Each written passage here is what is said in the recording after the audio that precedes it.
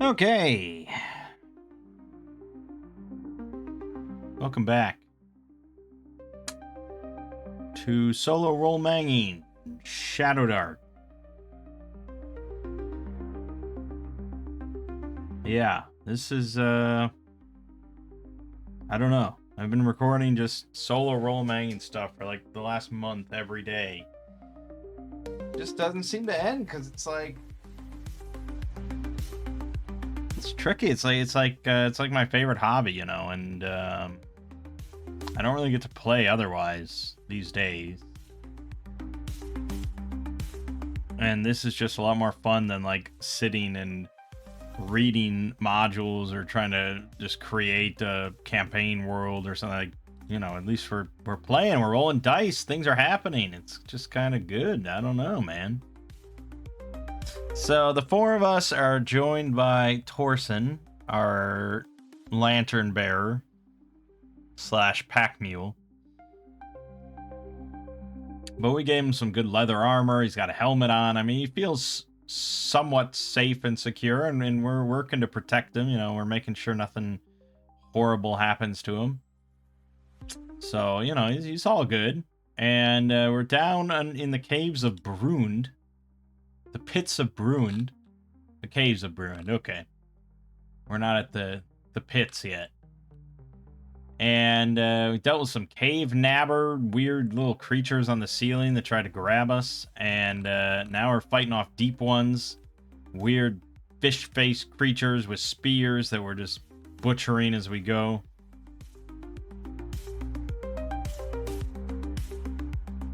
Oh, you know, random encounter activity table. I wonder if that's in Shadowdark, the book. This is a Shadowdark adventure.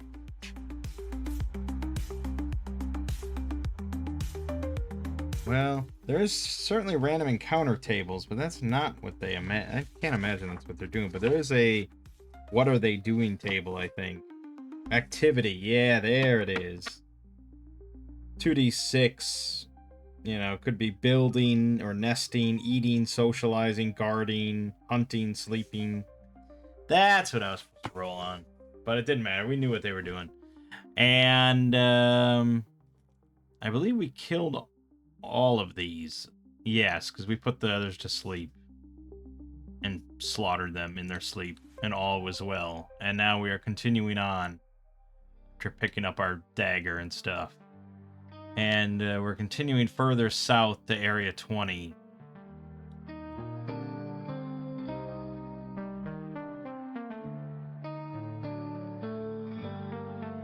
Oh, wait a minute, hold on. Tok, the Deep One Shaman, is here, and if combat in Area 19 or 21 continues for longer than one round, Tok calls for her allies, arms herself with black silver, her magic spear. Oh, well, fucking Grim wants that, and goes to aid her tribe. Okay. Well, I didn't know. That's the tricky thing when running solo here and reading as you go. Sometimes you don't notice that. So we either have to retcon combat or modify this a little bit that she's joined by some more deep ones. She rallied some other allies nearby. So like as we get here,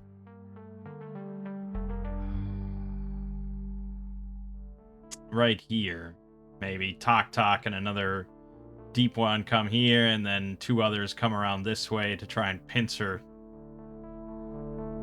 And we'll say we kind of get caught in that position as initiative is rolled. So we might have to, you know, Grim might have to brunt a couple attacks, like from both sides. Or he might be able to have everyone back up to the bottleneck, like right here, so we can force them into a bottleneck again. But our initiative is going to be a 19, and theirs is a 10. So, yes, we can back up to a proper bottleneck, which is good. And I can stab them as I go back.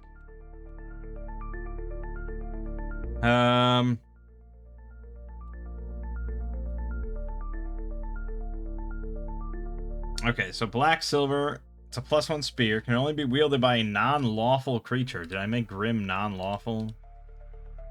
I sure did. Excellent. And whenever the wielder kills a sentient creature, they regain 1d6 HP. Damn, man, that thing's gonna be nuts.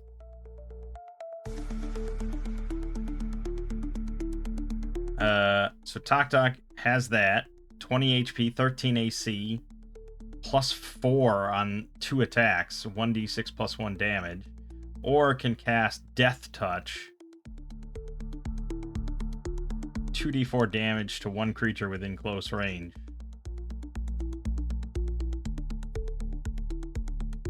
Well, I mean, it's pretty good.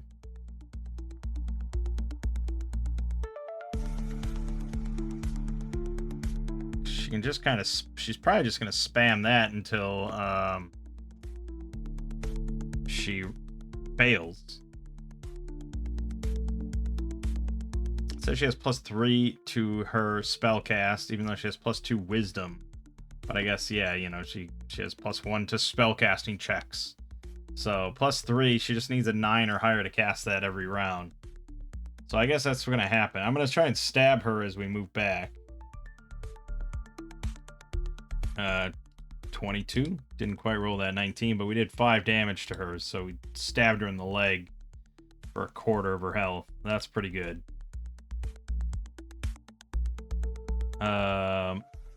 What level is she? She's level 4, so I'd have to crit on that sleep. But if I could put the rest of them to sleep. But Denton would have to then move in front of Grim, and if he does that, he's pretty fucked. Because he's not going to put, almost certainly not going to put Tok to sleep. So, best to just let Grim fight off Tok. Clara can heal him, you know, if he gets low. And then once the shaman's dead, then Denton can just put everybody to sleep. Call it a day. But Norbert will throw a dagger at Tok. Miss. And that's really about it. That's really about it. So, otherwise, Grim just kind of blocking the path to prevent any bullshit. They'd have to go quite a far ways around. Yeah, they'd have to go all the way around here to try and flank us. So I think that's unlikely for a while, and Tok's pretty confident she can deal with this stupid dwarf. So, they're gonna go. Tok's gonna step up, and I would say because we have reach, Tok is gonna get right up close to use her spells. That means one of the other deep ones can then be behind her and try and stab through openings in his guard. So the bottleneck helps, but he's still going to be under a bit of an onslaught here. So we're really hoping that Tok fails these spellcasting checks. Alright, so her first go is a 15, so that's a success for 2d4. 7 damage right out the gate. Ow. Down to 6. And then the deep one behind her is going to be rolling twice. 12, 16. Luckily misses on both, because he's really hard to hit. It's a 25% chance with each swing. Okay, but if we lose initiative here, Grim could go down, and that would be pretty bad. We got a 1, and they got a 16, so they are going to go. She's going to cast her spell again. She got a 22, so that's another 2d4. 3 damage, thankfully. But then the guy behind her, 17 is a hit, and 13 is a miss, so d6 damage. 3. Grim goes down. Okay, Clara needs to cast Cure Wounds immediately. We were ready for this. We will use our luck token. Don't want to fail that if we can help it. Perfect. Heals for 6. Excellent. Grim hops back to his feet. Actually, he was already unconscious. Can you put an unconscious target asleep? I don't know. It's a good question. I would imagine maybe you can, but maybe it's irrelevant. I don't know. Like if Denton casts sleep and he put Grim asleep, I guess Clara maybe is vigorously shaking him as part of the cure wounds, which means that Denton probably would take that opportunity to try to shut down the rest of the deep ones. We're not going to get Tok unless I crit, but if we can stop those extra spear attacks, that would be a big help. So he's going to cast sleep then. Just try and get the other 3. He does succeed. Of course he does. So the 3 deep ones go down. Tok stands alone. Norbert's going to throw a dagger in her face. He misses, of course. And Grim then gets up and is going to stab Tok right away. Okay, another 4 damage. So she's at 11. And she's now surrounded by fallen comrades. She could take an action to try and vigorously shake one awake.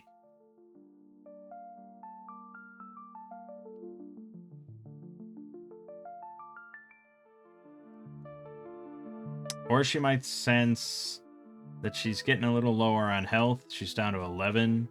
So she could, if she uses her spear to kill Grim, she would get health back. Would she think to do that? I don't know. I suppose she might.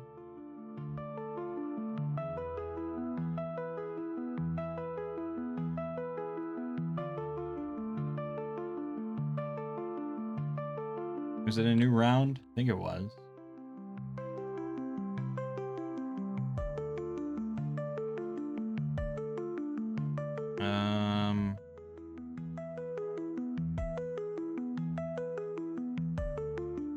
Three damage was from what?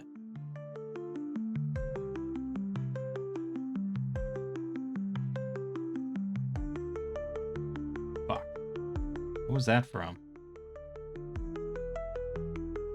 Oh, right, he rolled twice. He hit on 1 for 3 damage, and that dropped Grim to 0. Yes, that's correct. Okay, so... And then we went, so now it's a new round. Alright, we roll a 10, they roll a 9, plus 1. There's technically 4 of them, and 4 of us, so that means monsters go on ties. So she'll cast her spell one more time. She succeeds. And gets 3 again, okay. We go. Clara is gonna cast Cure Wounds again. Fuck. No luck tokens unless I hand it off. Why wouldn't I? Fucking use Norbert's. Again, I'm not sure if it's technically allowed. I think maybe I would have had to have handed that off before I cast. But solo is a little weird. Alright, so we heal again for only 1. Great. Grim's gonna try and kill this bitch with a crit. He misses. Denton will throw his hand axe, try and speed it along. Alright, yeah, 6 damage. She's down to 5 now. Okay, good. I think. Relatively good. She's immune to morale checks for some reason. But it's a new round. So we get an 8, they get a 16. So she's going to now switch to her spear because she wants to regain health. So now she gets 2 attacks at +4, which honestly, this is kind of worse. It's more dangerous, I feel. She gets a 9 and a 19. So she does get a hit for 4 damage. That's not counting as a kill because he's not dead. Yet.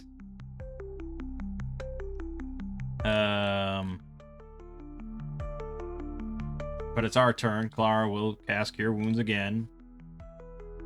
Failure. Okay, we'll give up Denton's luck token. Actually, give up Grim's luck token. Sleep is too potent. Cure Wounds again. Okay, we're using up all our luck to make sure we can keep healing. For 5. Okay, Grim stands back up and spears. Okay, she's down to 2. But I don't have anything else to make this count. So now it's a new round. We got a 17. She got a 17. She has +1, so she goes first. She's going to try and spear him. Another hit for 3. He's down to 2. But he counterattacks with his awesome spear and fucking removes her head from her shoulders. Head sitting on the end of his spear. Tosses it across the room. Excellent. How long does sleep last, by the way? I never even look at that.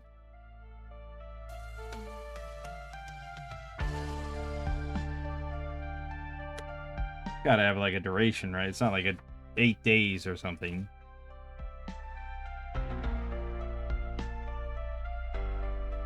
It doesn't have a duration. I mean, it does say duration instant, but that means the spell cast is instant.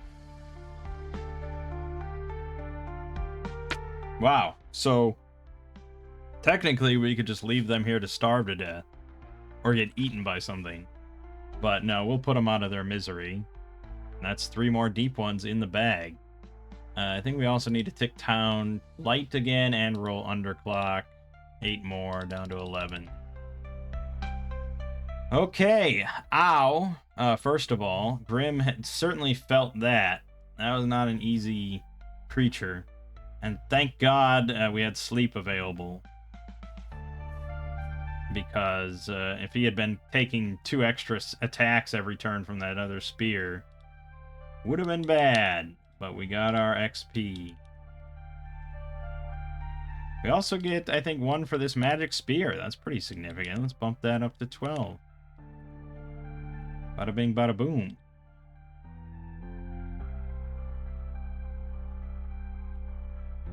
Alright. Yeah.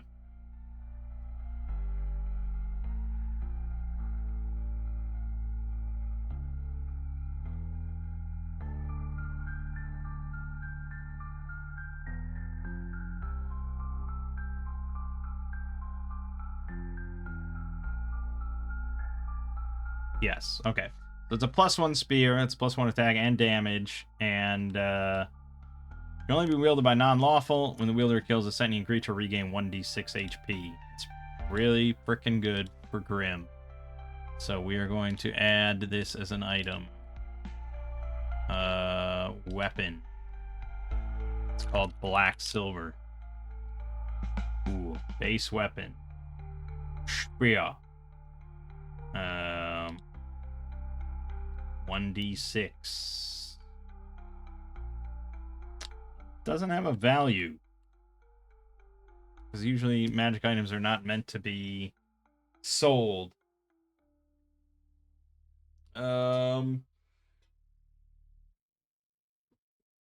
mean, Axe has guidelines, I think, for this specific situation.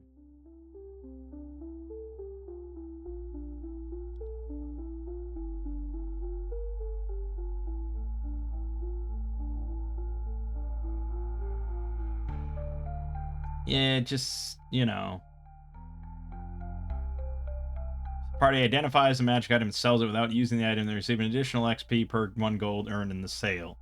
So it really would be up to the DM here to just kind of decide what a magic spear is worth. But unlike, say, a magic scroll or something, I think in a world of martial combat with armies and, you know, soldiers that often wield spears, a magic spear that is just better at killing and restores your vitality when you kill stuff with it. This is pretty valuable to a lot of people.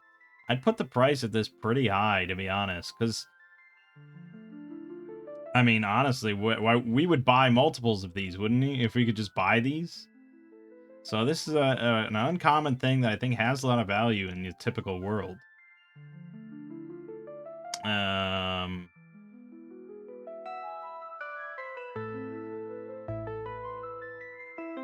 I don't know. Fuck. What's the average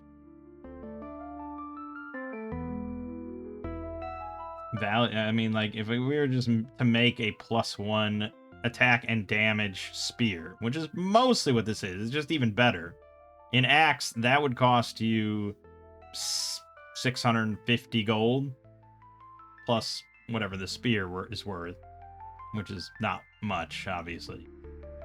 3 gold. So 653 gold to get something similar to this, but then this is even one step beyond that. The healing effect is pretty big, so honestly, I wouldn't be shocked to value this at 1,000 gold. Which really means that I should give more XP, because that's pretty big. Based on Tales of Argosa again, major magical item is worth 3 XP.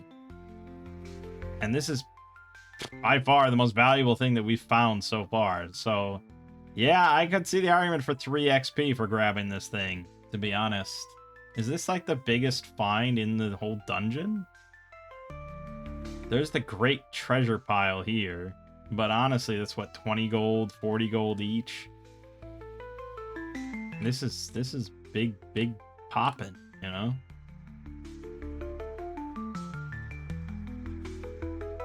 Just trying to see if there's any, like, other major magical items in this dungeon.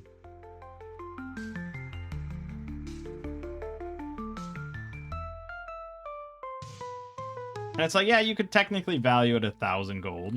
And I could even justify telling them that it's worth 1,000 gold. But, you know, are they really going to sell it, is the question. Pretty valuable. Okay, here in the armory, there's 1 +2 longsword and 1 +2 shield on the racks. Thing is, though, I guess it's like one of a bunch of mundane swords and shields on the rack. So those, I think, have a very good chance of being missed, because it's like, who's gonna... Detect magic is the only way that you would actually notice it, and then why would you bother casting... Unless you have it as a spell, I suppose. If you have it as a spell, you might be inclined to cast it all the time. That's tricky, because that's insanely valuable. A +2 longsword and +2 shield at this point in time that's nuts. But it's like, what are the odds anyone's ever going to realize that it's there? That just seems so cruel.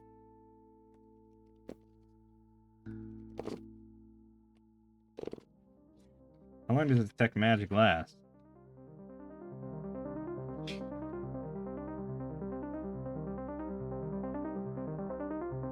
Focus. Which means you have to re-roll for it every round after that to focus and keep it going. Which means you're not just going around detecting magic on all sorts, you know, you're not just sustaining it. You're only using that when you really suspect there might be magic stuff. I don't know, it seems cruel.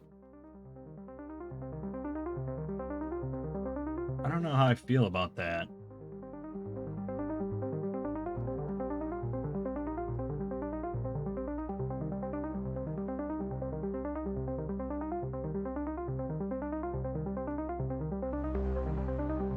Because, I mean, really, at this point, who's just going to be like, oh, well, let's, oh, longsword and shield, I'm going to start taking these. Like, who's going to take it? It carries way too much slot. It's not worth, like, jack shit.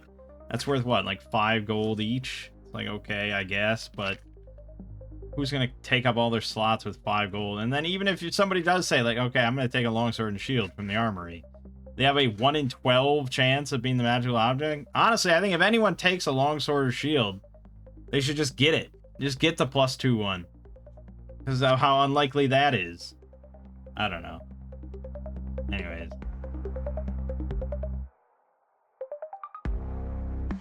You know, usually, like, if I run a dungeon or something like that for my family, after they finish and it's all done, I'll usually tell them, like, okay, this is where you missed this treasure, this is where you missed this treasure. You know, things like that, just to kind of get them into that mindset so they maybe don't miss stuff in the future and they kind of look around a bit more and know where to look. But there, it's like, oh yeah, had you looked on the weapon racks, you would have gotten a +2 longsword and +2 shield. It's just like, it would just make them feel terrible. And it's just like, is that really a lesson? Is that ever going to come up again in the future? It's crazy. Why would that just be on the armor racks? That should be like I don't know, in the final treasure hold or something. And maybe there is really good stuff in the final treasure hold, but it just seems wild. The deeper caves of Brune. Oh man, it really goes on, doesn't it? And then the Temple of Bloat. Oh boy, this is a pretty big module. And Fur's Hole. Fur's Hole.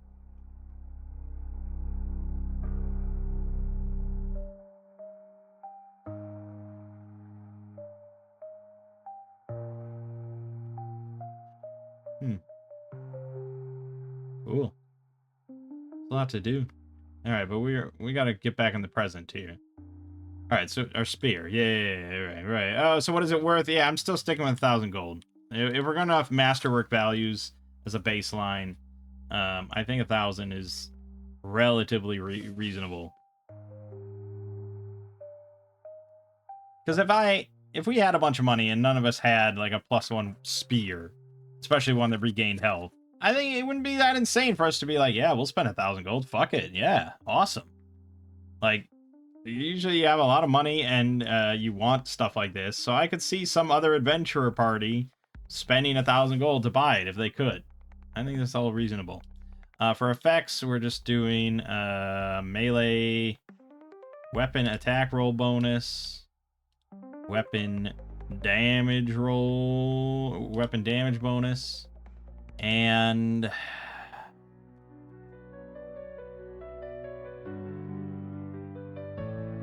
I don't think we're gonna be able to get yeah, nothing with the D6. I'm gonna have to just remember that.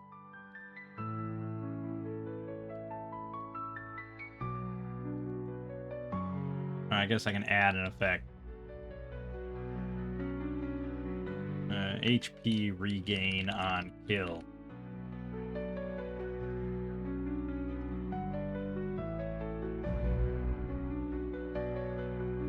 Killing blow on a sentient. Did it say sentient? Sentient creature.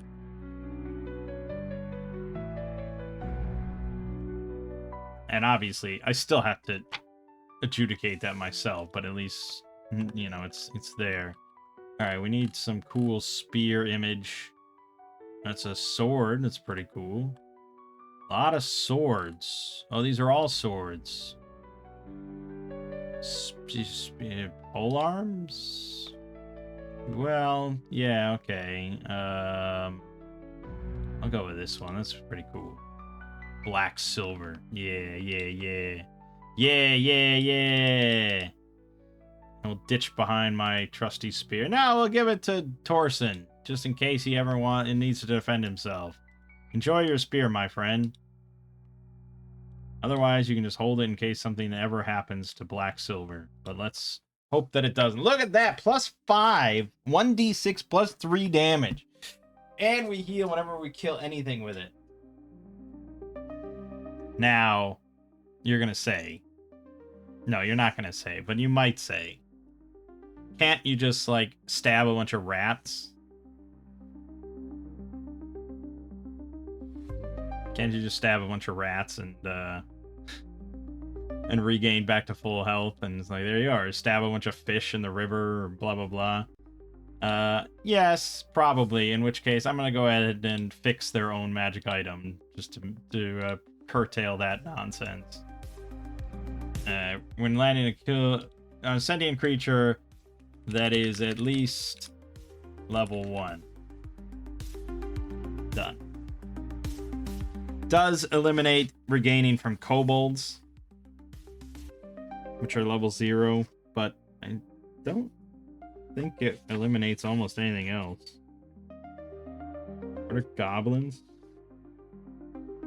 Goblins are level 1. I mean, practically everything is at least level 1. It's just kobolds I know are level 0 for some odd reason. Yeah, I mean, there might be something else in here that's level 0, like a really basic animal or something. But yeah, I think that at least that putting that text prevents most shenanigans like what I mentioned. Yeah, I don't see... Not really seeing anything else. It's level 0. Even a fucking camel is level 2. Why are kobolds so shitty? God damn. A boar is level 3. There's like nothing level 0 except for kobold. Why does she hate kobolds so much? It might be the only level 0 creature in the entire book. Wild. Really does not care for kobolds.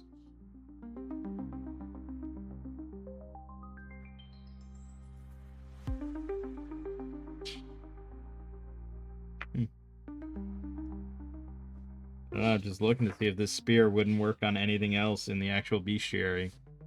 But it seems like it's just kobolds that won't provide health. And, you know, any lesser normal animal type thing. Oh, rats. Normal rats are level 0. So a normal rat is the same power level as a kobold. Giant rats are level 1. Dire rats level 2. Swarmer rats level 6. But okay, there you go. There is... So, yes. Well, good. It's actually good that rats are level 0. That means that our hot fix works. Also, scorpions are level 0, which just further proves that, yeah, any, like, normal, basic animal or creature, vermin, whatever, you're not going to get health back. A normal spider is level 0. A normal spider can still do 1 damage to you and has poison, a DC 9 con check, or take 1d4 damage. So a normal spider could just bite a lot of level 0 characters. I think, well, I don't think these are normal spiders. It says it has a flesh-dissolving venom. So this is like fantasy, like Black Widow shit. Rather than just like a daddy long legs. But still, the point remains. I think we're good. Alright, black silver, all good to go. Good. We're good. So we can move on now. And we continue on to room number 21. Yep, this bigger room with a pool of water. Wide bubbling pool of cerulean water stretches across the southwest part of this large cave. A sulfurous reek mingles with the fish herb stench of the deep ones.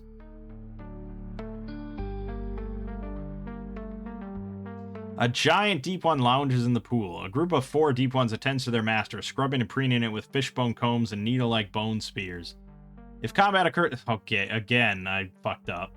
Combat occurs in areas 20, 22, or 23 for longer than 1 round. The Great Deep One and its servants prepare to battle the intruders. The Great Deep One snaps off stalactites from the cave ceiling to use as javelins. Okay, so luckily they don't rush in to help. They are just here. They're prepared for battle. We've lost the element of surprise. So we're down to 1. Let me roll the underclock. Oh boy. Down to 1. Shit. And I think technically there is a roll for surprise here as we move through, because we're not really aware that they're here, and they know that we're coming. So I think there is a surprise check. We rolled a 1. Every single time I do a surprise check, it happens. So the deep one, the giant deep one's gonna throw a stalactite at Grim, who's in front. And yeah, I mean, I have to give him advantage, which means this is almost certainly gonna put Grim down, like 100%. He gets +6 on this roll and with advantage. Yeah, so you got a 25. A 2d6 damage of 7. Grim is very much down, just like impaled on the wall with a stalactite. Ah! Technically, the other deep ones would be ready. And maybe they all throw spears at Grim and just impale his corpse. But he's not dead. There's no information for, like... And I have seen house rules that if you take, like, a certain amount of damage in one go, you don't get a, you know, a death timer or anything. Because by the rules, okay, by the rules, if you jump off a 300-foot cliff, you land at the bottom, you go to 0 HP, and then you could roll a d20 and roll a 20 and rise back up with 1 HP. By the rules, that is the case, as far as I can tell. But there might be some other... You know, Shadowdark is not the greatest formatted and organized book of all time. So it's possible there's some other rule somewhere.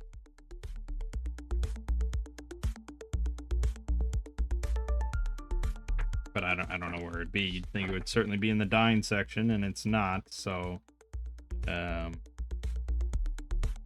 Just says characters at 0 HP die in 1d4 plus con mod rounds. So, yeah. Now we roll initiative. Norbert got a 7, they got a 12 or something. 13. Doesn't matter, they go first. So he used it as a javelin. So now it's like, I guess he probably moves in. And he's gonna start clawing, which is pretty vicious. And deep ones have an extra spear, so they're all gonna move in.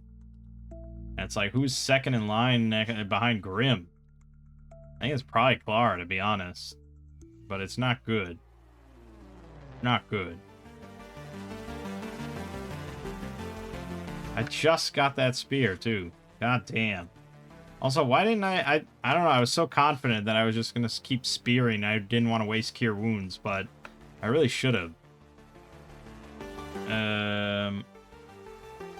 Yeah, and I really wish I hadn't lost initiative there, because that's pretty shitty. Or I wish I hadn't gotten surprised, but that surprise roll, you'd think, when I first heard those surprise rules, you know, for like BX D&D, like the 1 and 2 on a D6, I was like, boy, that seems really rough. Like, you know, you're never going to surprise anything, and you're almost never going to be surprised. Nope, just roll like shit, and you'll be surprised constantly. So, yeah, I think,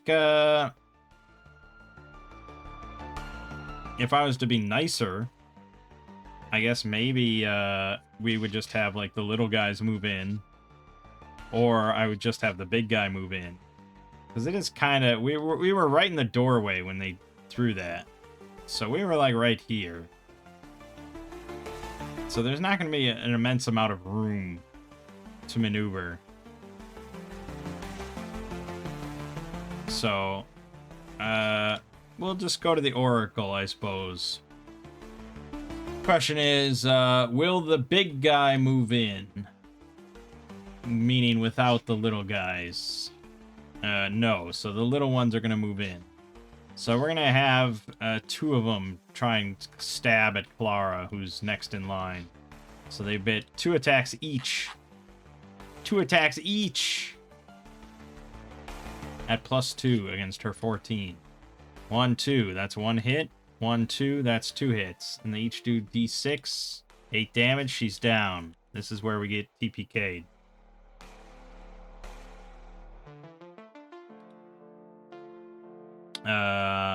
But thankfully we get to go. So Denton is immediately going to cast Sleep.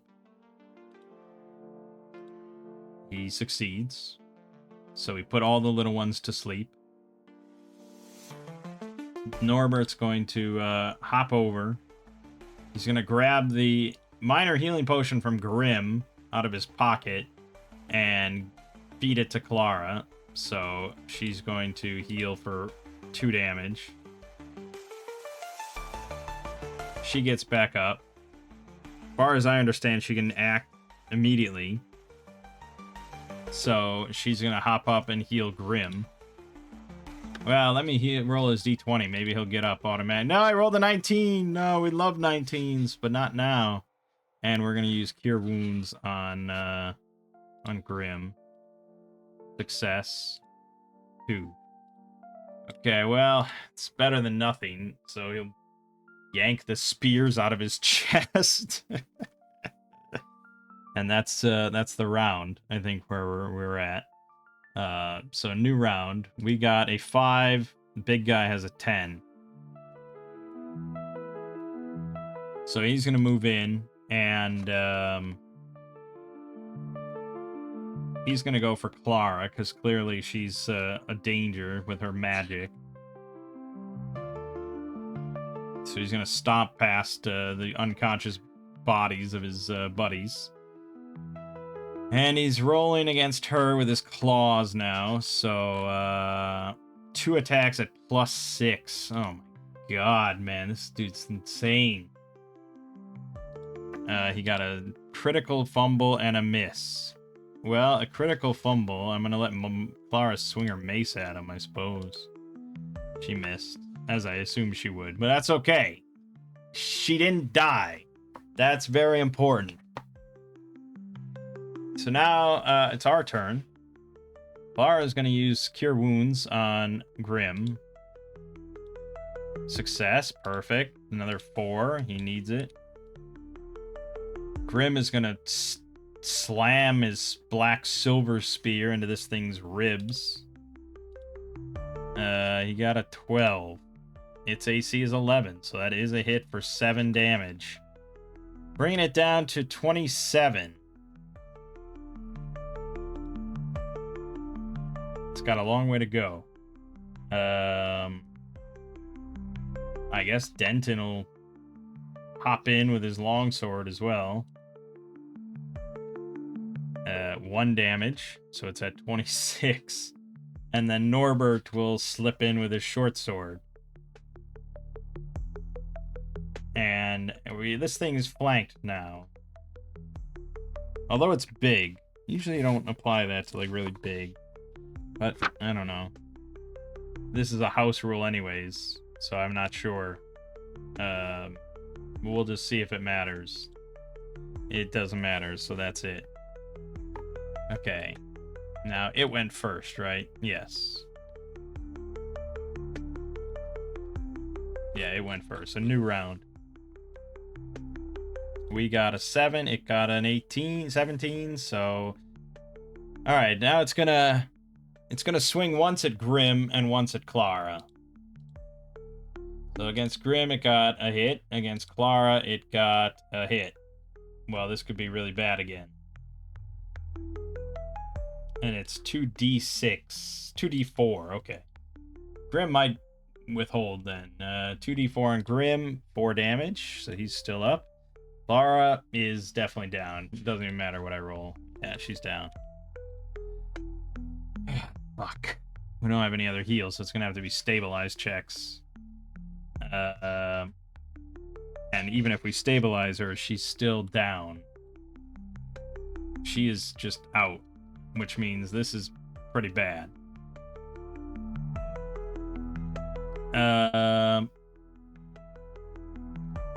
Our turn.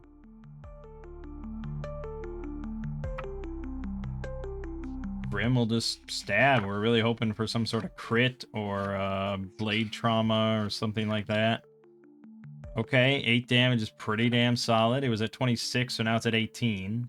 Let me do Clara's D4 roll. She has +2 con, so she's got 5 rounds she can hang on, which is going to give us time to finish this thing. It was at 26, so now it's at 18. Denton will swing with his longsword. That's a hit. It's at 14. And Norbert will stab, and it is not quite it's not injured yet. It's close, but not quite.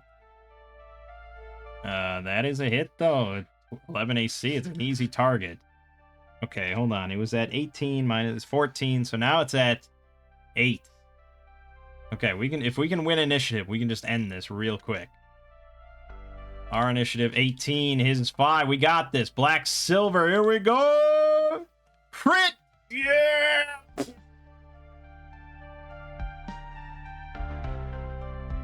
Just right through the jugular. Just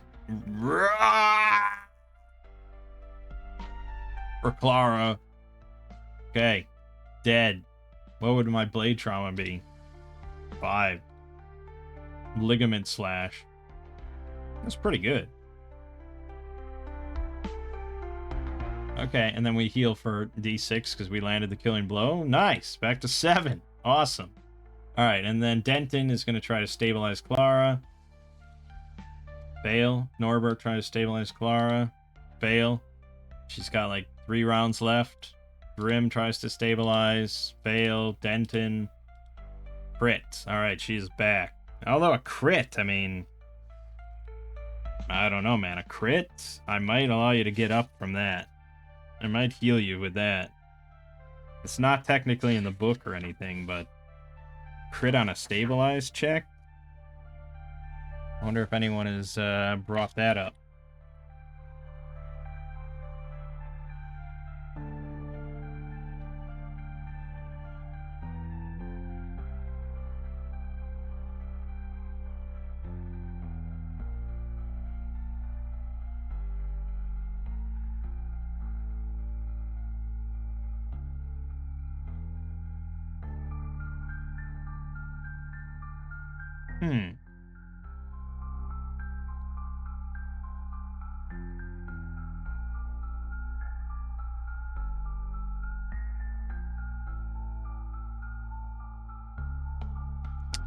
So, there's no rule in the book for what happens when you're unconscious at 0. Like, when do you get health back? There's no rule in the book. Technically, I think a lot of people are going to play it where you have to rest overnight. And if you rest overnight, you heal back to full. But there's definitely some house rules that people have come up with. You know, based on some other games and stuff like that. Some people say heal to 1 after 10 minutes if stabilized. Others heal after D4 hours. This person 1d6 days, so it's even harsher than normal. But a lot of people, yeah, try to make it relatively quick, because you either have healing or you don't. And if you don't, it really just stops the whole momentum of the adventure. If it's like, okay, one person went down, and now we have to go all the way back to town and rest overnight and then come back the next day. Whereas if I allow Clara to go back to 1 right now because I crit on my stabilize, she can use Cure Wounds, and we can keep going, and it doesn't stop the whole adventure. Maybe it's not realistic. I'm sure Axe has proper rules that we could follow if we wanted to be realistic. Actually, what are Axe dying rules and stuff? Where would that be under?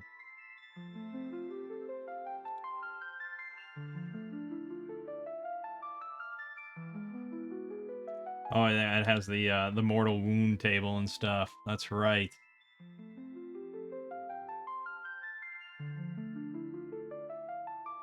Boy, yeah, this is definitely much harder. The mortal wounds table, yada yada yada.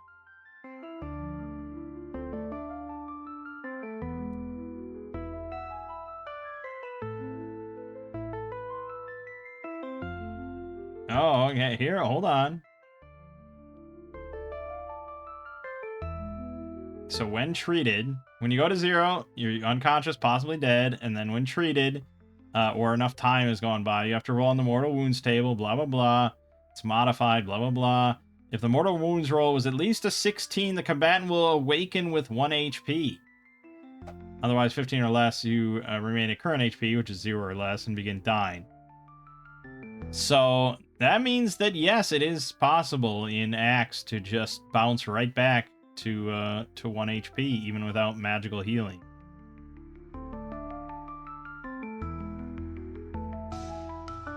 It is quite possible.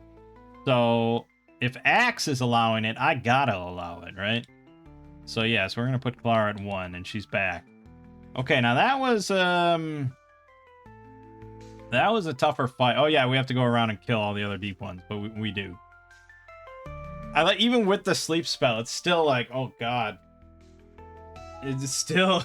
If I didn't have sleep spell, forget about it. We would have been annihilated, no problem.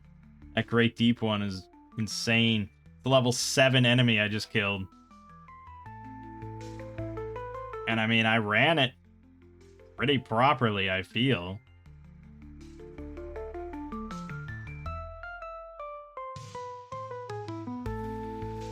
I rolled as rolls go, and I didn't even have luck tokens or anything.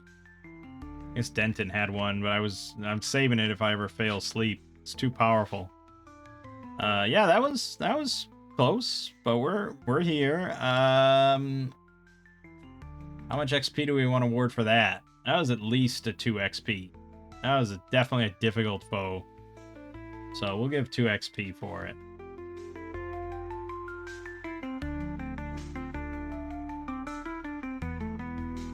Skin of our teeth kind of thing. That was... Yeah, I mean... If we had failed another cure wound or something and not had luck... I mean, thank goodness that healing potion actually was a huge deal. That Ichor. That was pretty big. Alright, so she's going to cast Cure Wounds on herself now when she gets back up. She fails, so... Do I want to accept that? No, we'll use our last luck. Oh, wait a minute, we just crit. We crit twice, actually. I didn't count either of those, so Clara will get a luck token. And then we'll say Grim had a luck token. And she'll use it to re-roll Cure Wounds. She failed again. Jesus. Okay, we'll use Grim's luck token now. There goes that. Easy come, easy go. Now I gotta use Denton's. Nah, Cure Wounds. Why is she so bad? There we go. Now you may say it's cheesy to use around luck tokens like that, but I don't get that many. And now I have none. So, yeah, it's kind of important to me.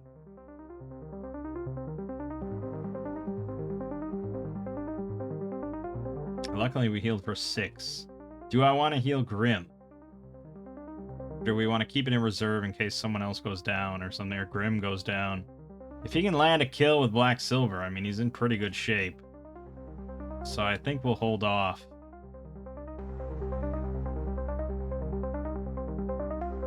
Okay, and in the steamy pool, we can definitely see some coins. So I guess we'll wade in.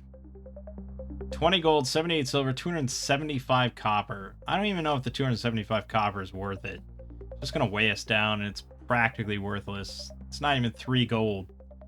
So the 2 jade spheres, though, are 40 gold each. How do we want to rule this? Technically, I believe you just count it as 1 treasure haul. So maybe it would be 2 XP. I guess maybe it would be 2 XP. I don't know if we want to look to Tales of Argosa to really guide us on that end. I guess we'll go with 2 XP for that. Which means that we're all the way up to 16 already. Leveling too fast? Maybe, but this is a static system. So, even if I lucked into like 30,000 gold, it's not 30,000 XP. You know, I'd give it maybe like a ridiculous number of like 10 XP, but I don't think I can really go above that. And in Shadowdark, that is the max as well, is 10 XP. So, yeah, it's more just about many numerous smaller finds rather than any big amount. A big amount isn't that valuable to us as far as XP. Okay, so we're at 16, and we got 20 gold. So we'll loot 20 gold. And we'll take the 78 silver, because that's something. And then we got the 2 jade spheres. So we'll add these. Jade sphere. 40.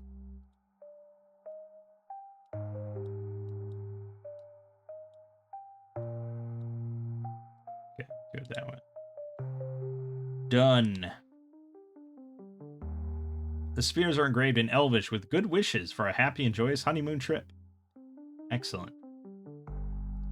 Alright, I mean, we're in a little bit of rough shape, but we do still have Cure Wounds, and we do still have Sleep, so outside of Grim being at half health, we're pretty much good to keep going. Now, there is an underclock that's about to trigger, and our light's about to go out, so let's refill that. Torsen can refill it back to 10.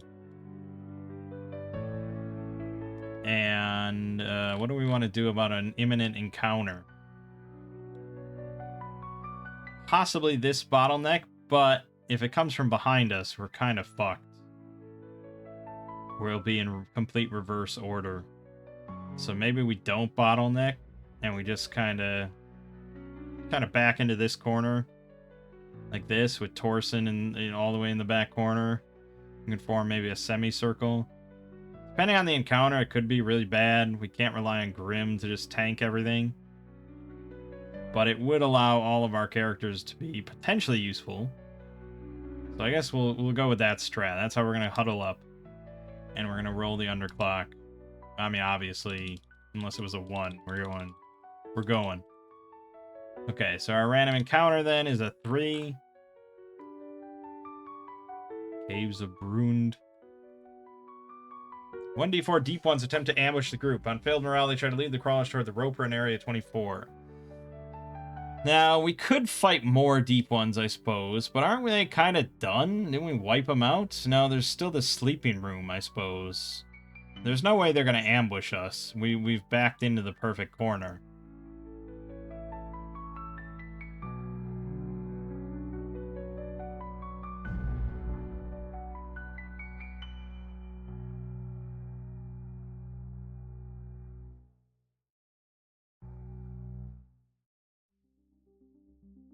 I mean, I like the idea that they include effects here in the random encounter stuff to extinguish lights, but it doesn't really make much sense.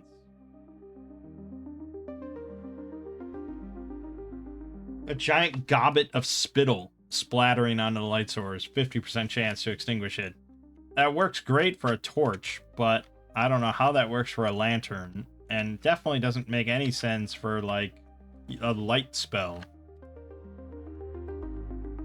And I would imagine, in general, the light spell is kind of cheese. In Shadowdark, I feel like it's really pretty OP spell, because it's a lot harder to suppress that than a torch.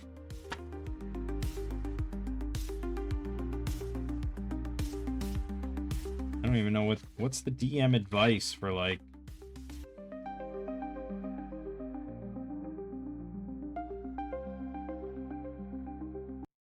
have opposing spellcasters hit the target of light spells with dispel magic or other magic neutralizing effects. See, I would just never think to do that, you know?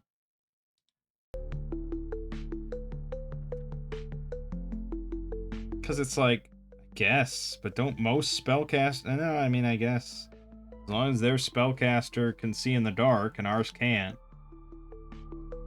Gusts of wind, thin air, dead magic zones.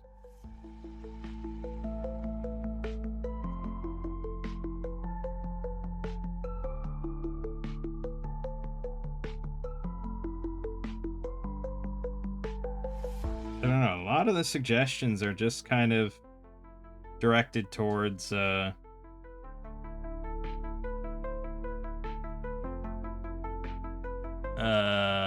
torches. That's sort of the classic imagery. But then you have like a light mishap table, and a 2 is the light source, even a magical one, flares and burns your hand. Take 1 damage, DC 18 dex, or drop it. But it's like the light spell specifically says that it's a heatless light. So, I mean, it's really just like, I don't know, that's why I don't like any of this concept, because it really just feels like, fuck you, DM. Quit fucking with me. This doesn't make any sense. Move on with your life and give us some real danger instead of trying to put out my light spell. Which, I don't know, it's like, you could just have not put the light spell in your game, I suppose. That would have solved some issues. I just feel like I'm never going to incorporate these concepts. So I like the idea of pre-written random encounter tables that include it, but it still doesn't make much sense. Unless you have a torch. And really, what party of any kind is going to go with torches past, like, the first dungeon? Get a lantern and just use a lantern.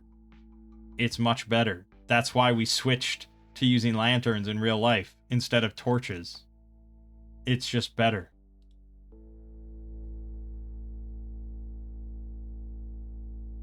Like, yeah, I don't know. I have no idea. I don't know.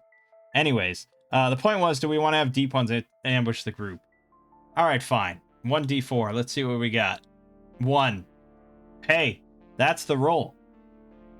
Now, again, you don't have to do the random encounter just because the party is sitting there ready for a random encounter. You could just say that, oh, you know, you stand there, but nothing seems to come out. You don't notice anything. Because this guy's trying to ambush, and he's trying to be smart, he's trying to be clever, and he's gonna attack him. So it's just, yeah, okay, nothing's happening. You know, how long do you want to stand there? Because I'll keep ticking down your light, I'll keep rolling underclock if you want to just keep standing here.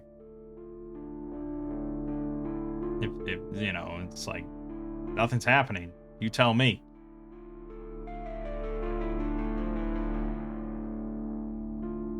So I guess in lieu of just standing here for the rest of our lives waiting for some inevitable encounter, we'd probably just move on and move towards room 22. And that's when this guy will strike. And now I will roll on the surprise table once again. Are you ready for this? Oh, we didn't get surprised! Okay.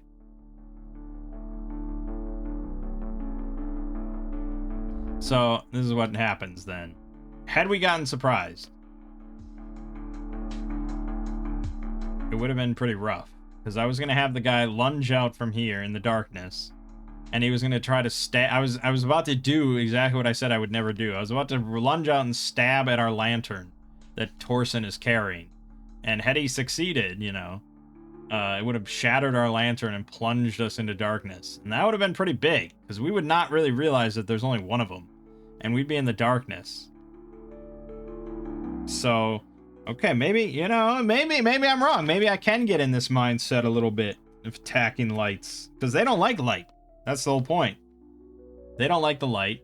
They're deep ones. They're actually technically supposed to be blinded in bright light, which is in melee combat with us, really. I mean, the lantern sheds light, bright light.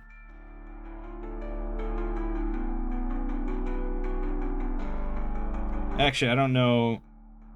Does it say bright at any point for the lanterns and stuff?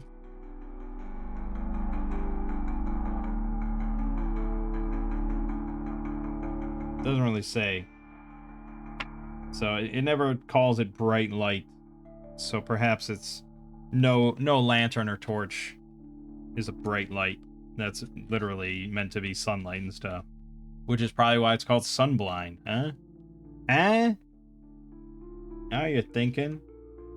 Oh, wait, light spell. No, if this was the light spell, I'd have to counter the DM on their bullshit. Because it does say it glows with bright, heatless light.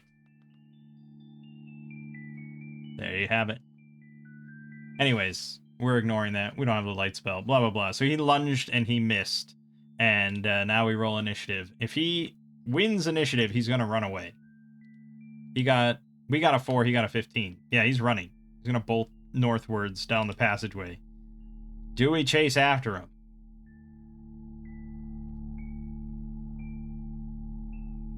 I feel like most parties would chase after him, right? Alright, we're going to chase after him.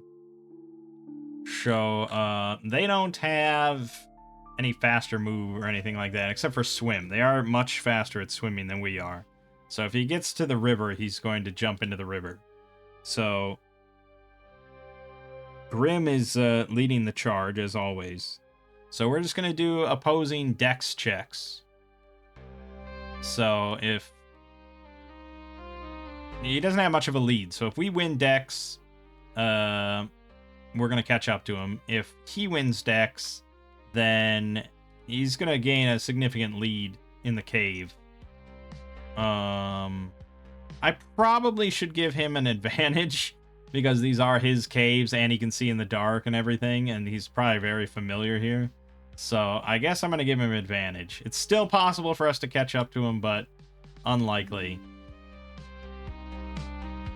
Alright, so our roll is a 11. Okay, his roll is a 16. So he does sort of slip away from us. It makes it, we hear a splash in the river, and it's like, fuck, you know, couldn't get him.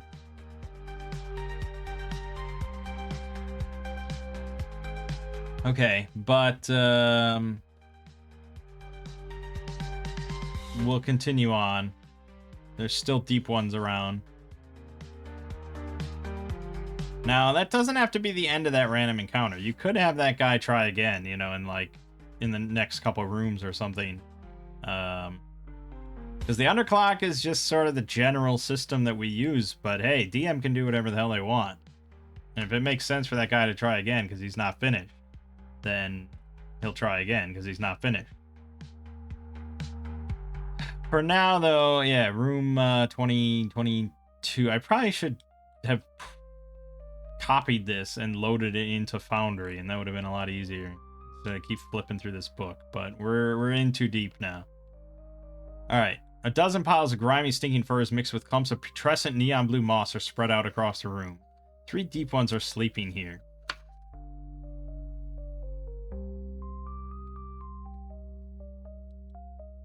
Now, I could use sleep to put them into a deep sleep. But if I don't, then it's going to be a stealth check, which means Norbert's going to be up. And he's going to try to sneak over and stab each one in the throat. But let me roll underclock. 17. We'll tick this down. Alright, Norbert is going to sneak up to each one. So he has advantage because it's sneaking. And we'll set the DC at 12. Okay, he succeeded on the first one. He slits its throat. Then he's going to go to the second one. He failed. So both of them now awaken, and Norbert is in there. And we roll initiative. We got a 6, they got an 8. So they're going to leap to their feet. They don't have spears, so this is going to just be their melee attack. So we'll just drop this down to, I don't know, 2 attacks plus 2, but like 1 damage each. Or no, they probably have claws, right? So I guess we'll just drop it down to a D4. Alright. So, first 2 attacks. Double hit. Second 2 attacks. 1 hit. So he's going to take 3 D4 damage. 8. He goes down. Thus the risk of being the thief, I suppose. Now, was that fair? I think so. I mean, you could have ruled it a little bit more that, like, they slowly start to groggily get up or something like that, but I think it makes more sense if they woke up technically when he stabbed the first guy. I mean, that's not actually what happened, but it's easier to imagine that that's the case. And so by the time he was turned around to keep sneaking, then they were already kind of awake and aware of there was an intruder. They can smell him. You can smell him. It's enough to make a man sick. So then they rushed up, you know, and slashing their claws and stuff at him, and he went down. He got dragged to the ground. But now it's our turn, and Grimm's gonna charge in with his black silver and gut one through the gut with his guts out. 18-5 damage. Well, he sort of guts one. It's at half health. Denton will... Do I want to cast Sleep? It's always the question. No, I don't think so. Grimm can kind of hold his own. Denton will throw a hand axe at the one that he just stabbed. 12. Fuck, that would have been an awesome hit. Damn. That would have been so nice. Alright, now it clatters off to the side. Do I really... Thunderclap is tough, because I keep rolling on the underclock. But it would be kind of nice damage. I think we'll let Grimm hold his own against them for the moment. So, next round, we get a 11, they got a 5. Alright, Grimm will finish what he started. Nope, he misses. Fuck. Okay, we have to roll for Norbert. He's got 1 round left, so Clara is going to have to rush in and use Cure Wounds on him. Okay, success, thankfully, for 1. So he gets back up. And this stupid deep one has his back turned, so Norbert's gonna slam his dagger into its back, his short sword into his back. Technically backstab for damage, not for advantage. Okay, he misses. It sounded cool. Denton is gonna cast Sleep. We can't risk this anymore. He'll put everybody to sleep. Success! Of course, he doesn't fail on Sleep, ever. So we all pass out. Except for Denton. And he's going to vigorously shake the rest of us awake. And then Grimm will get up and stab the other 2. Which means he heals for 2d6. 6. Awesome.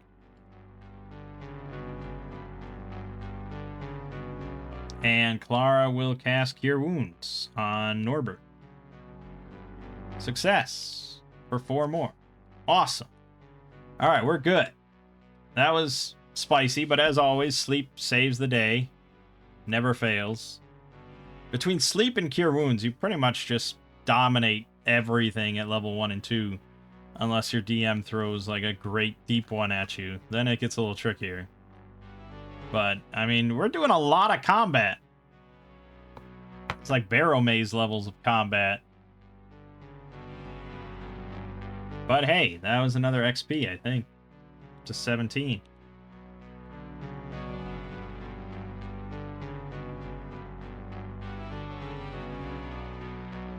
Awesome. Awesome, awesome.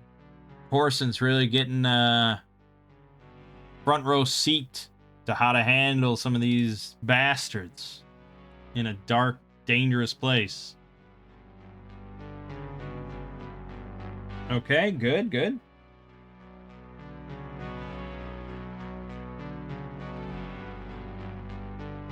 And then,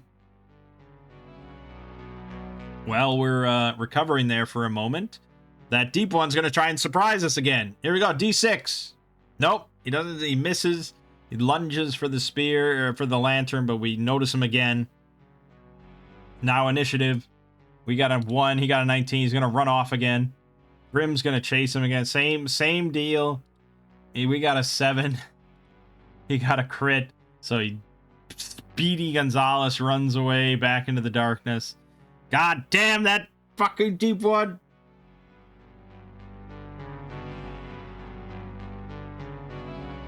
He's really going for that lantern. Torson's not happy with this situation. He doesn't want to hold the lantern anymore. But, you know, we reassure him that it's all okay. Like, that thing's not gonna do anything to him. You know, it's not gonna stab him. Worst case, the lantern goes out, and it's not your fault, blah, blah, blah. I could see someone temporarily taking over the lantern, though. Grim will temporarily take the lantern.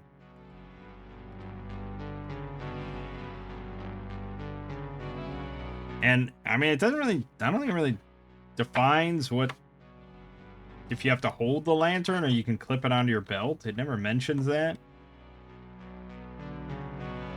It doesn't mention it at all. But I don't see why you wouldn't be able to clip it onto your belt. That's like one of the other big appeals of a lantern. So that's where it's at. Alright. So now we're going to continue on to room 23. Yep. I slipped down there as well. Methodical. Clearing this damn place out. Oh god, it's the lavatory. A trench against the south wall is nearly filled with deep bodily waste. The room's reek is overwhelming. Now you know that there are players that are gonna say, "Okay, I searched the lavatory. I'll dig through the shit," because I know for a fact there are plenty of modules that will just stick treasure deep in the shit just to see if anybody wants to go for it. And then afterwards, if they didn't get it, it's like, well, you know, you didn't dig your hands in the deep one shit, so you missed out on 3,000 gold in treasure. Sorry. Maybe next time. And so then that just develops this, you know, this Pavlovian response to seeing a pile of shit in a dungeon. It's like, oh god, treasure! I dive in! Face first! I gotta get the treasure! And then the DM's like, there's nothing in there, you big stupid dumbass! What are you thinking? Now you have a disease! Oh, now you're dead! You're dead because you dove in shit for treasure. So there's no winning. There's no winning in these cases. But continue. Oh, I gotta roll underclock. 6, of course, always a 6. Down to 10 and 8. And we move on to room 24, which is a big cave here. The biggest of caves. It's so big I can't even see. Oh no, I gotta go to a different view. Book view. There you go. Big ass cave. We cannot see across this cave. So as we enter, all we really see are the river flowing in and like the edge of what looks like a small underground lake. A broad underground lake is fed by a churning green river that feeds in from the south and northwest and flows out to the northeast. The cave is airy and a cool breeze blows to the south, filled with the smell of moss and mold. The shallow edge sharply drops off into a 10-foot deep lake. There is a small island near the south side of the lake. There is a small island near this. What are you talking about? This little thing? That's your island? What is the scale of this? I guess one of the biggest issues with this whole module is I have no idea with sense of scale most of the time. I have no idea. Path winds along the South River, leading to the Temple of Bloat. There are rust-red glyphs in Marin painted near every entrance to this cave. The glyphs state, "Beware the Reacher of the Water." Well, we can't read that, so no problems there. Western cliff, far distance up. The western edge of the lake cavern has a sheer cliff. It is dex 15 plus to climb, 3d6 falling damage if failed by 5 plus. No check with rope, but a roll is required if climbing. Deep ones hit 60 feet of coiled rope knotted for climbing near the tunnel to areas 22 and 23. Okay, well, that's where we are. So maybe we see that. I don't think we pick it up or anything. But we see 60 feet of knotted rope.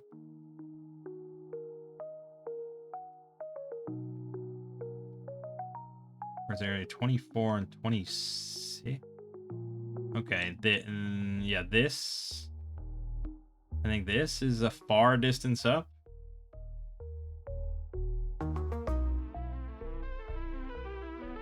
I think? I don't know. There's like varying degrees of elevation here that I'm not quite certain about.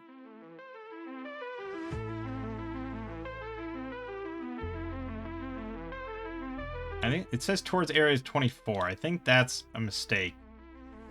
I think they meant 23 or something. So I think this also is a far distance up. But this one sort of has tiers to go down.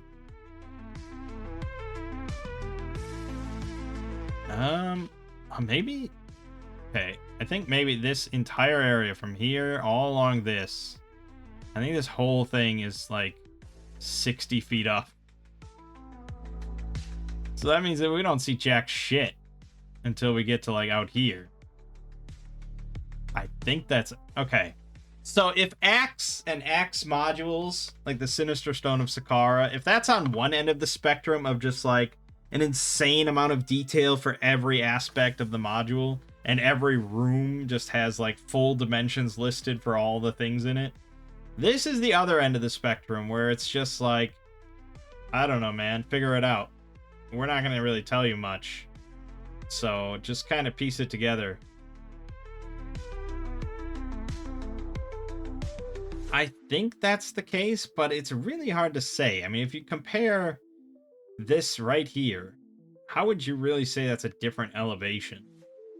I can see this. I get that that's a different elevation. And I get that this is a different elevation. But 60 feet? That's what a far distance is in general.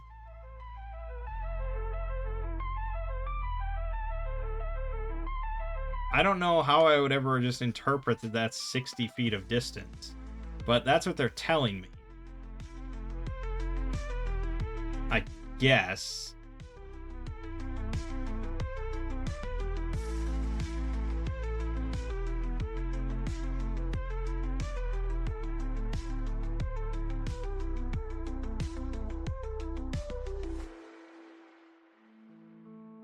But it's either this is 60 feet up and we have to kind of step down to where this is ground level, and then this is all ground level.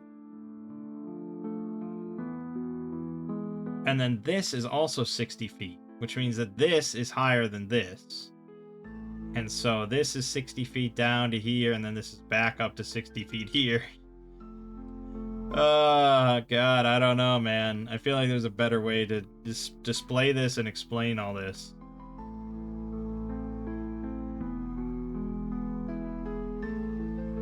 Alright, there is a roper that dwells on the tiny island in the lake. The deep ones lack any reliable method to drive the beast off or kill it, so there is an uneasy stalemate. The roper mostly snags bats, rats, and fish, but eagerly snares any sentient creature, including deep ones, that get too near the lake, pulling its prey across the water to the island. Okay, so a roper is a ravenous monstrosity that looks like cave rocks when their single eye and maw are closed. It has 14 AC, 31 HP. Attacks 4 times at double near distance. +4, 1d6 plus grab. And 1 bite +4, 2d8 damage. It's level 6. Double near is... See, they have to put double near because far is technically so vague with the way that it's written in here that they can't put far distance because that implies like within sight. So they can't put that. They have to put double near because that suggests more closely to 60 feet. Yeah. Close 5 feet, near up to 30 feet, far within sight. So they can't put far, they have to put double near. So 60 feet in general. That's the range on a roper. All right, now if I go to D&D 5e and I look up roper, 6 tendrils, blah blah blah blah blah blah. Tendril reach 50 feet. Okay, yeah, the range I guess is pretty insane. So basically we see like, okay, yeah, I see an image of it now. I've seen this before. Basically it's like a stalagmite. Yeah, it's a stalagmite. It looks like a stalagmite on the ground, on the island there, out in the middle of the lake. So, again, it's important for the DM to understand all this when they describe the room and everything. So a stalagmite out there. It's, you know, pretty big size stalagmite. Stalagmite is on the ground. Stalactite is on the roof. I'm pretty sure that's correct, because a stalagmite might reach the ceiling one day, but a stalactite holds tight to the ceiling. Stalactite? Stalagmite and stalactite. Yes, that's how you remember. They might reach the ceiling, or they're holding tight to the ceiling. That's how you know. Okay, so basically, if anybody wanders near the edge of this lake, this thing is attacking. And we can't read the glyphs in Marin. Unless Torsen reads Marin. No, fucking dwarvish, of course. Because he's a dwarf. Makes sense. Shouldn't I have gotten extra languages or something for my int? Or was that all determined randomly? It's probably, yeah, it's probably already determined.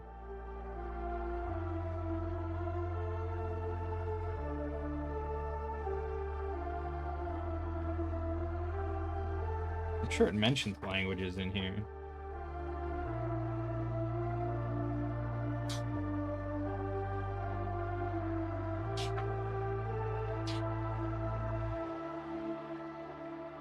It has a list of languages, yeah, for sure, but it doesn't tell you if you get any extra or anything like that.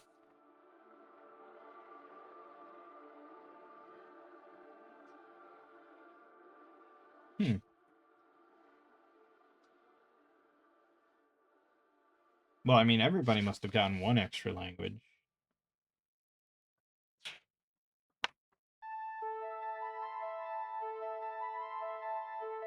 What the hell? How is this determined? Oh, humans get common and one additional common language. You know, most games definitely give you extra languages based on your intelligence. I wonder if you would house rule that. I could see why this doesn't do it, because usually languages don't mean anything. But, I mean, if you're going to have a list of languages here for your generic setting, and you have modules out there that utilize languages like that, I mean, it would be nice to get bonus languages. Should I just roll? Maybe I should roll for that. I think it really only affects Denton. I like that I'm just coming up with house rules just to solve my current predicament. That's how you know you've reached peak solo RPGs. So let's see. Technically, I want to roll randomly here to kind of keep it somewhat fair. So you always know common. Everyone knows common, so we can rule that out. 1, 2, 3, 4, 5, 6, 7, 8, 9. There's technically 9 other languages in the common list. So I'll just roll a d10 and ignore a 1, and I'll get 2 of them. So I got a 9 and an 8. So I know Thanian and Sylvan, but I already know Sylvan, so we'll re-roll. 5. 1, 2, 3, 4, 5. Goblin. Thanian and Goblin. Well, it may come up, so I'm gonna fucking add them. Alright, I tried my hardest to get Marin, but okay, we're not gonna get that. So...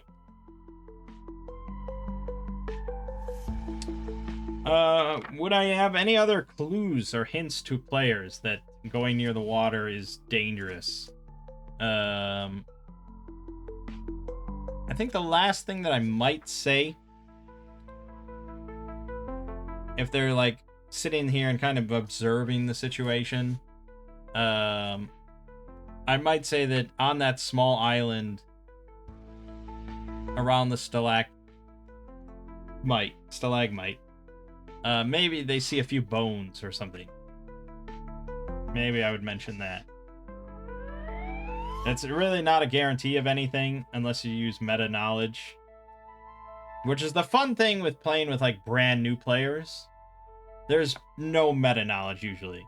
Unless they're like really big into consuming D&D media beforehand or something. But yeah, if it's just they're new to RPGs and you sit them down, you can throw all sorts of just classic monsters that experienced players are like, oh yeah, there's a roper over there, by the way. Here it's just like, I don't know. I don't know what's up with that. I'm gonna go check it out. Oh god, I'm dead. There you go. Yeah, I think by and large I just wouldn't have much to to clue me in. I mean, I'll give myself the bones around the roper, but I feel like if I fuck around and find out here, I'm gonna die. That thing gets 4 attacks at +4.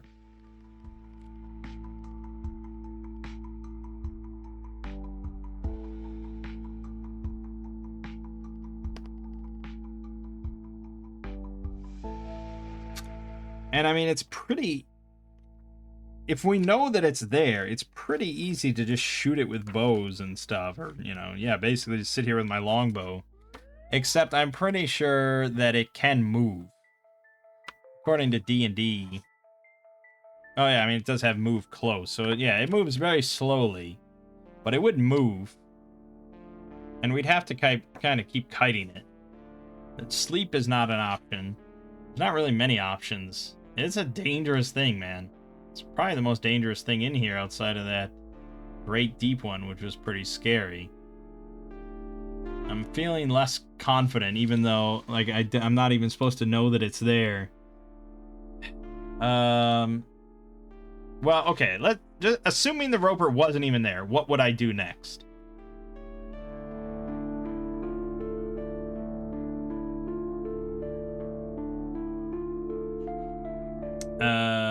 I guess we'd see these steps, like, going up.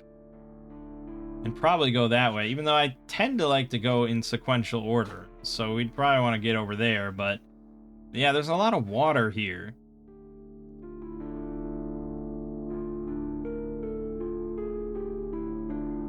And this looks pretty narrow, but I have no idea of the elevation. I have no idea of the scale. I have no idea of anything. This is why we use gridded maps with a gridded scale, so that we can always know how big your rooms are. I appreciate the idea of following in Shadowdark's footsteps of very, you know, abstract and fluid and all that. But it's like, at a certain point, a little information goes a long way. Not everything has to be just, oh, make it up as you go. Just tell me distances. That's all. Because it's like, I assume that it can reach the shore from there, because then that's how it gets things, and that's why they say beware the reacher of the water. I would assume that's the case, because otherwise why wouldn't it be a stalactite on the roof, on the ceiling in the center of the thing? I mean, that would probably be better for it. So it must be able to reach there, which means that this must be at least 50 feet, or at most 50 feet.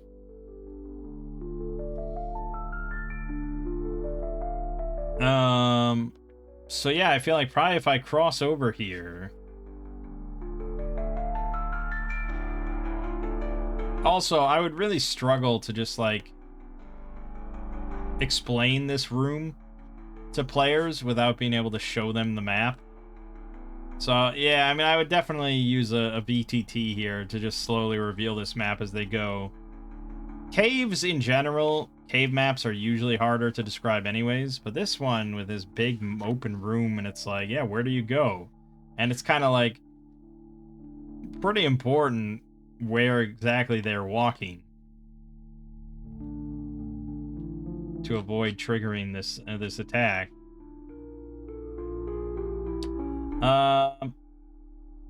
Yeah, but if this is like 50 feet, you know, I wouldn't be able to even see this over here. And I wouldn't be able to see this either. We would basically just see this 60-foot elevation, which we may or may not be on the same level as. And we see the river coming down. I don't know, let me see the description for number 26 here.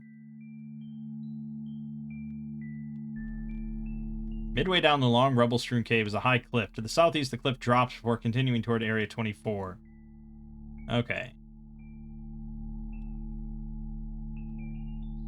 So there's definitely a cliff somewhere here where the water is dropping off.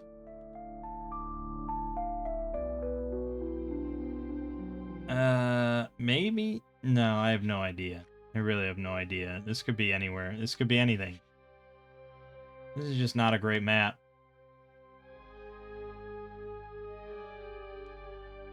You know, I think we might leave. I think we honestly might leave. We haven't really gotten much treasure, I suppose, but we did get a badass spear. And those 2 jade spheres. I mean, we got a little bit more money. We got some XP. What more do you want? And it's been a little harrowing. We've kind of fought and killed some dangerous stuff. But we are mostly full. I mean, there isn't really a great reason for us to leave other than just, I want to leave. Which is a good reason.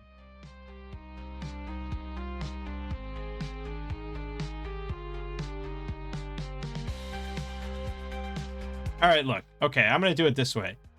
Let's... we'll cheat.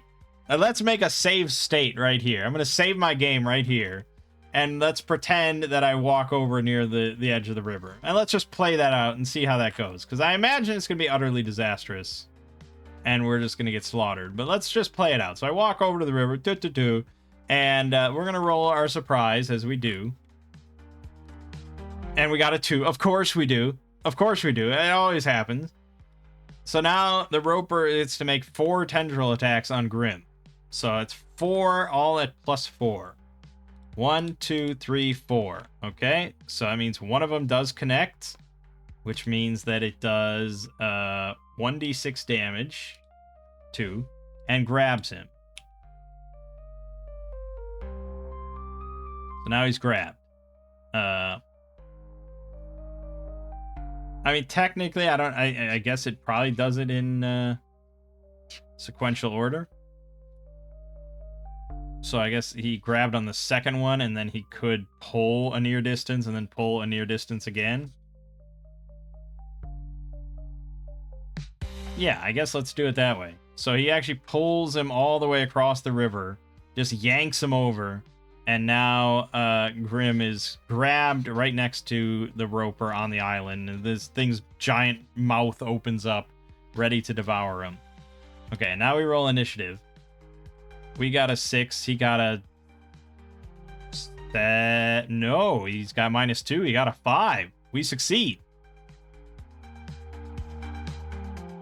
Okay, so we are grabbed. What does that mean? What does it mean to be grabbed in Shadowdark? What are the penalties? What are the downside? Can you do anything? Let me go... I'm going to actually open up the...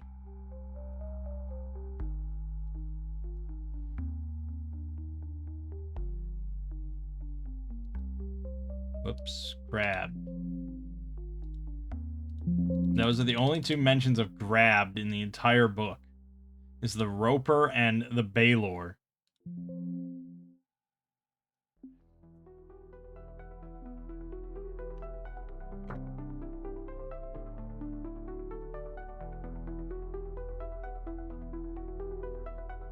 I mean, there's definitely a penalty.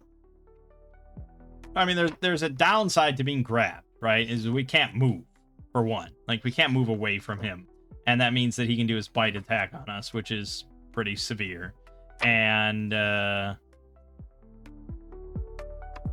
all that sort of stuff.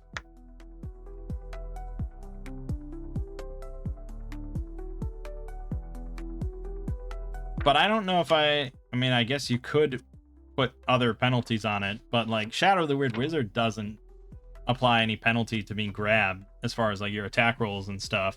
So I think it's bad enough without going a step further. Okay, but here it says grab. So does held have a specific meaning in Shadowdark?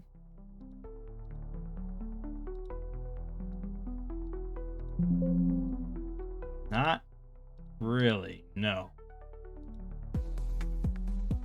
Again, it's just like, I would assume you can't move, which is like Weird Wizard. Your speed drops to 0, but you don't get any penalties beyond that.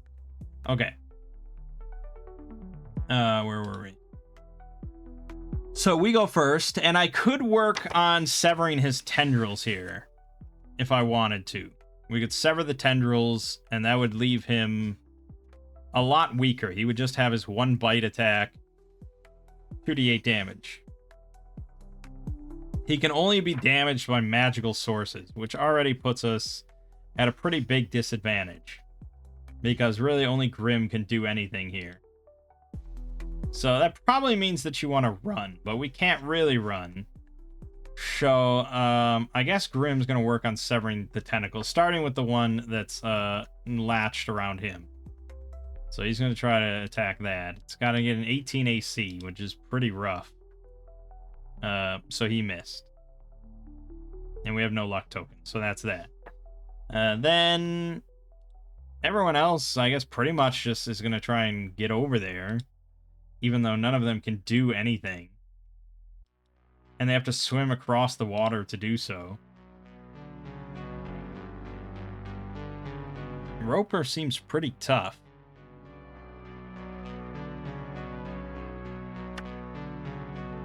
It seems almost harder than the D&D 5e Roper, because that one, I think can be damaged by anything.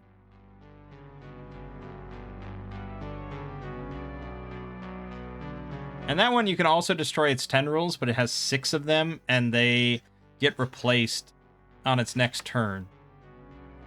So there's not really much point in destroying the tendrils there. So I kind of like this chain where it is kind of valuable to do so, but are we assuming that the tendrils also can only be damaged by magical sources?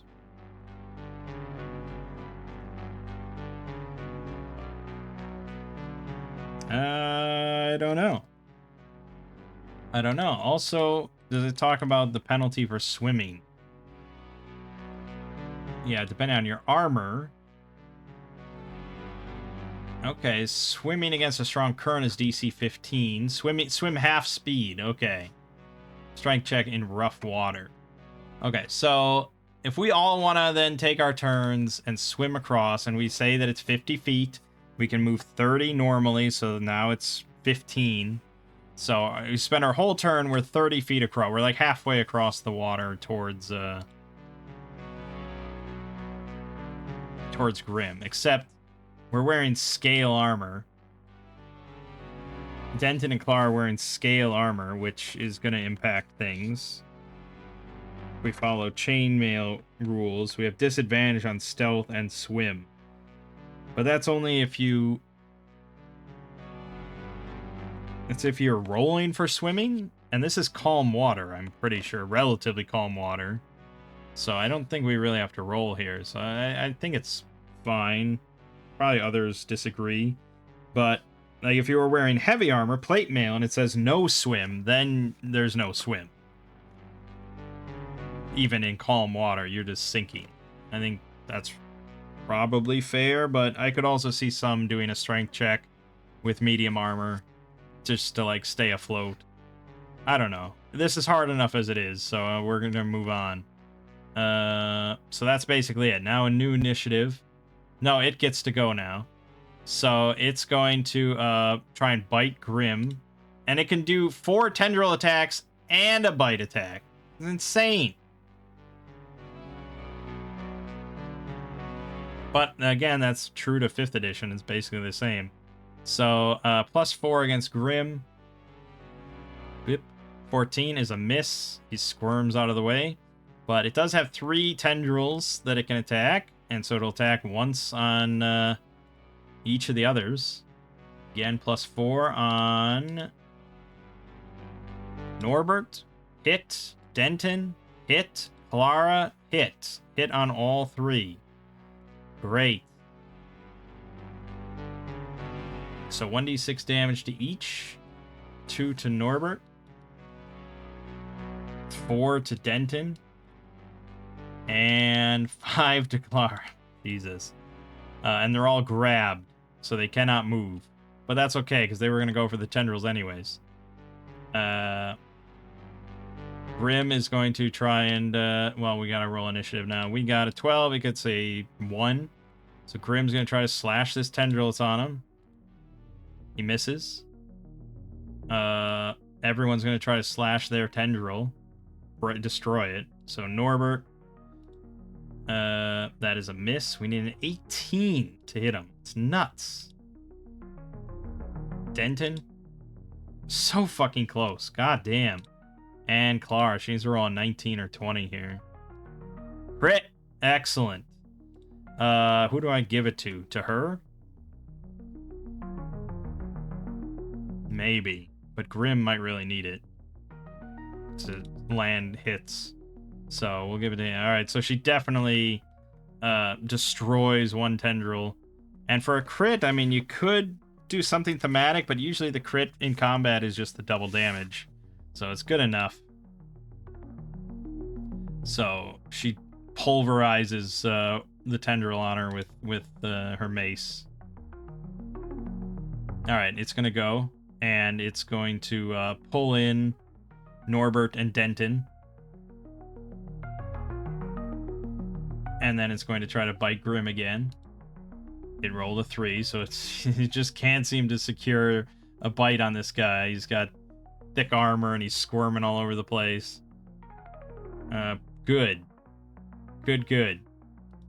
So, as far as I read it, oh, it says tendril auto hits target next round. So I'm supposed to be rolling damage every time for that.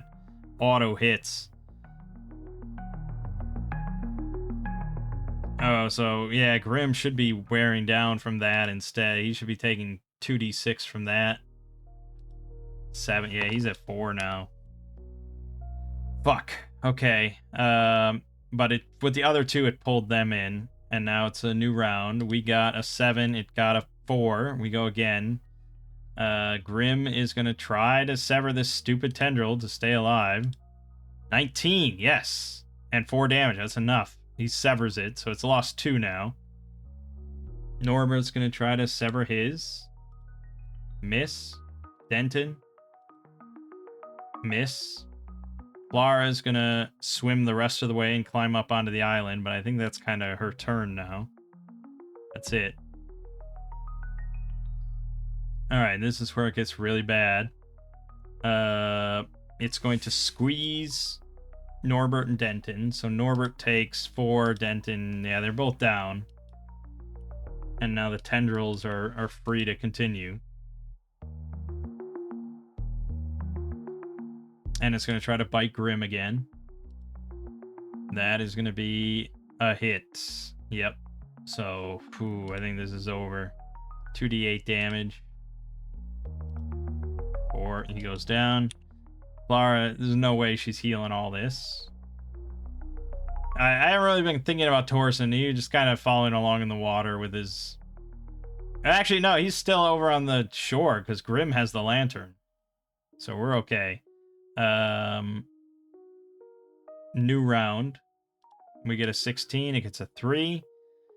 We'll roll for each of the d20s here. Norbert, no. Denton, yes. Okay, Denton got back up. 1.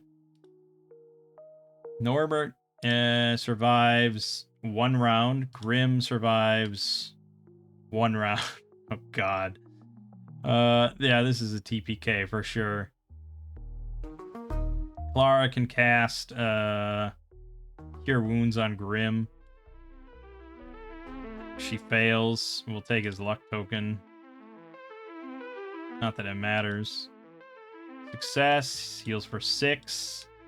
Okay. Denton is going to try to stabilize Norbert. Fail. Grim either has to try and stabilize Norbert, which has a 25% chance, or attack the Roper.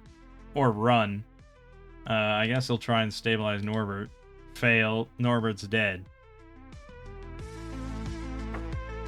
Right? Then the Roper goes. It's got 2 tentacles, so it'll try and slap Denton. Success. Denton's down. Clara. Success. Clara's almost certainly... Yep, she's down. And then it'll try to bite Grim again. Fail. Even if Grim devotes all his power to, like, trying to kill the Roper, this thing still has 31 HP. And he's the only one that can attack it.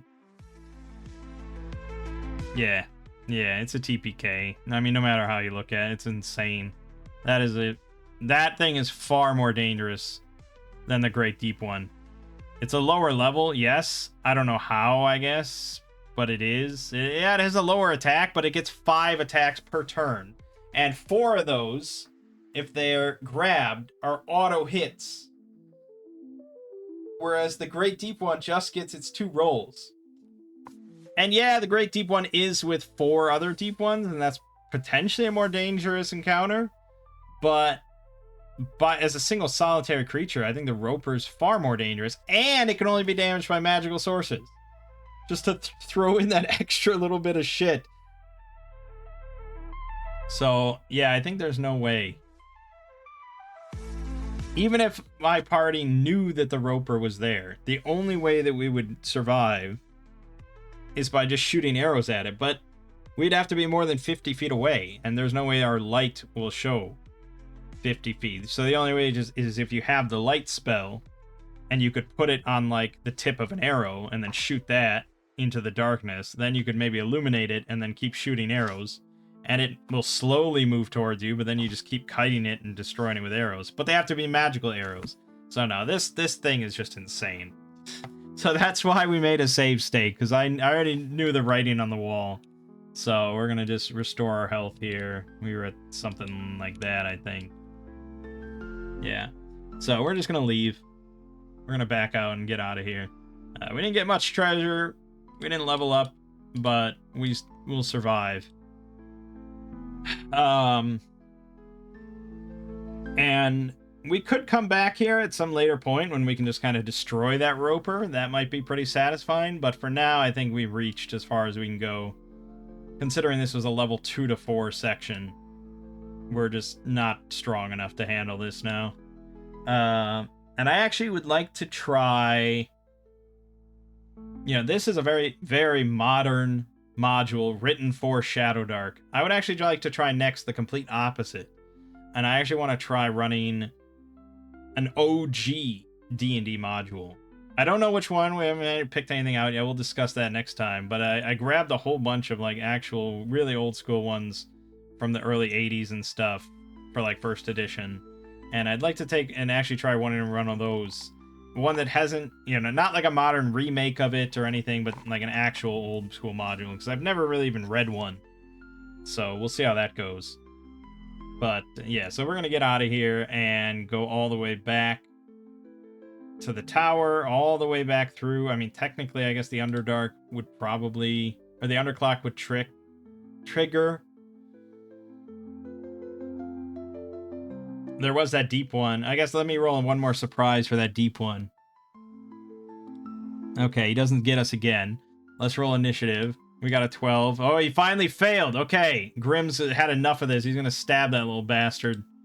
Because he was holding the lantern. Alright, he stabs him for 4 damage.